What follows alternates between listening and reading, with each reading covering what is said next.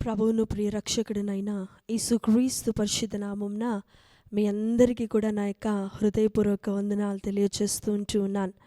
ఎలా ఉన్నారు? మీరందరూ బాగున్నారా? మీరందరూ బాగుండాలని ప్రతి నిత్యము మేము మీ కొరకు ప్రార్థన చేస్తూ ఉన్నాం. ఈరోజు బైబిల్ చదివారా? ప్రార్థించారా?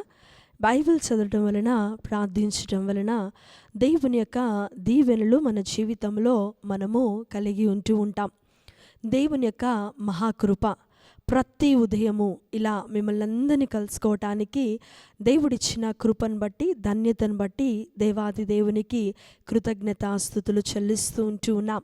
ఈరోజు ఒక మాట తీసుకొని మీ అందరి ఎదుటికి రావటానికి దేవుడు నాకొక ధన్యతను, భాగ్యాన్ని దేవుడు అనుగ్రహించాడు. ఈరోజు దేవుని యొక్క మాట 2వ తిమోతికి రాసిన పత్రిక 2వ అధ్యాయము 7వ వచనము. నేను చెప్పు మాటలు ఆలకించుము, అన్ని విషయముల యందు ప్రభువు మీకు వివేకమును అనుగ్రహించును. ఈరోజు దేవుని యొక్క మాట 2వ తిమోతికి రాసిన పత్రిక 2వ అధ్యాయము 7వ వచనము. నేను చెప్పు మాటలు ఆలకించుకొనుము, అన్ని విషయముల యందు ప్రభువు నీకు వివేకము అనుగ్రహించును. ప్రియ విశ్వాసి, ప్రియ దేవుని బిడ్డ, ఎంత చక్కటి మాట కదా! అపోస్తులైనటువంటి పౌలు తిమోతికి రాస్తూ ఉన్నాడు. ఆయన చెప్పుతూ ఉన్నటువంటి మాట, ప్రభువు నీకు వివేకాన్ని అనుగ్రహిస్తాడు కదా. చాలాసార్లు అవివేకముతో మనం నడుస్తూ ఉంటాం. అన్ని విషయముల యందు కొన్నిసార్లు మన యొక్క సొంత ఆలోచనలు, మన సొంత తలంపులు, మన సొంత ప్రణాళికలు, ఉద్దేశాలు మనం కలిగి ఇదే దేవుడు మనల్ని నడిపించాడు, ఇదే దేవుని యొక్క చిత్తము, ఇదే దేవుని యొక్క ప్రణాళిక అని చెప్పి మనం ఏం చేస్తూ ఉంటాం? దాని కొరకు మనం ముందుకు వెళ్ళిపోతూ ఉంటాం.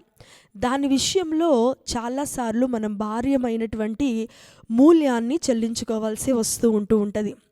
కానీ అన్ని విషయంలో దేవుని యందు మనము వివేకము కలిగి ఉన్నప్పుడు, దేవుని యొక్క సహాయం అడిగినప్పుడు, దేవుడు మనతో ఏం మాట్లాడుతున్నాడు, దేవుడు మన ఎడల ఎలాంటి కార్యములు, క్రియలు చేయబోతూ ఉన్నాడు, ఆయనను మనం అడిగినప్పుడు ఆయన మన జీవితంలో కార్యం చేసేటువంటి దేవుడై ఉన్నాడు. అందుకే అంటున్నాడు, వివేకమును నేను నీకు అనుగ్రహిస్తా, జ్ఞానమును నీకు అనుగ్రహిస్తా. ఎప్పుడు ఎక్కడ ఎలా మాట్లాడాలో, ఎప్పుడు ఎక్కడ ఎలా ఉండాలో, ఎప్పుడు ఎక్కడ ఎలా నువ్వు ఒక అడుగు ముందుకు వేయాలో నీవు నాకు అడిగినప్పుడు నేను నీకు జ్ఞానమునిస్తాను, నేను నీకు వివేకం ఇస్తాను, నేను నీకు బుద్ధినిచ్చి నేను నిన్ను నడిపిస్తాను అని చెప్పి దేవుడు మాట్లాడుతూ ఉన్నాడు. మనము అన్ని విషయంలో దేవుని దగ్గర మనము అడగాలి. మన అవసరతల కొరకే కాదు, మన యొక్క అక్కర్ల కొరకే కాదు, కానీ మనం ఎలా జీవించాలి, ఎలా నడిపించబడాలి, ఎలా మనం ఉండాలి, ఎలా దేవుని యొక్క సన్నిధిలో మనల్ని మన జీవితాలను మనం మంట కట్టుకోవాలి అనేటువంటిది మనం దేవుణ్ణి అడిగి తెలుసుకున్నప్పుడు దేవుడు అద్భుతమైన రీతిలో మనకు సహాయము చేసేటువంటి వాడు మన దేవుడై ఉన్నాడు. కాబట్టి ఈరోజు ప్రియ దైవ జనాంగమా, ప్రియ దేవుని బిడ్డ, ఈరోజు దేవుడు నీతో మాట్లాడుతూ ఉన్నాడు. దేవుడు అంటున్నాడు, ఏ విషయంలోనైనా సరే జ్ఞానమును అడుగు దేవుణ్ణి, ఏ విషయంలోనైనా సరే వివేకము కావాలి ప్రభా, ఏదైనా సరే నేను వివేకముగా నీ సన్నిధిలో ఒక అడుగు ముందుకు వేయాలి అనేటువంటి జ్ఞానమును, వివేకమును, సహాయమును దేవుని యొక్క సన్నిధిలో నువ్వు అడిగినప్పుడు దేవుడు ఖచ్చితంగా నీకు అనుగ్రహిస్తూ ఉంటాడు. అలా నడిపించబడినప్పుడు నీ జీవితమే కానీ, నీ కుటుంబమే కానీ నష్టపోదు. జ్ఞానము కలిగి అద్భుతమైనటువంటి రీతిలో దేవుడు నీకు సహాయం చేస్తాడు. అలాంటి కృప, మహిమ, దీవెన దేవుడు మనందరికీ అనుగ్రహించునుగాక. ప్రార్థించుకుందామా? అందరూ కూడా తలలు వంచినట్లయితే, దేవా, ఈరోజు నువ్వు మాతో మాట్లాడావు ప్రభా, నువ్వు మా జీవితంలో ఒక కార్యమును చేయబోతూ ఉన్నావు ప్రభా. ఈరోజు పౌలు చెప్పిన విధముగా మేము కూడా జ్ఞానము కలిగి, వివేకము కలిగి ఎలా నడిపించబడాలో, ఎలా ఉండాలో, ఎలా మా జీవితంలో మేము ముందుకు మా జీవితాలను కొనసాగించుకోవాలో నువ్వు మాకటి జ్ఞానమును, తెలివిని, వివేచన ఇవ్వమని మేము ప్రార్థిస్తూ ఉన్నాం.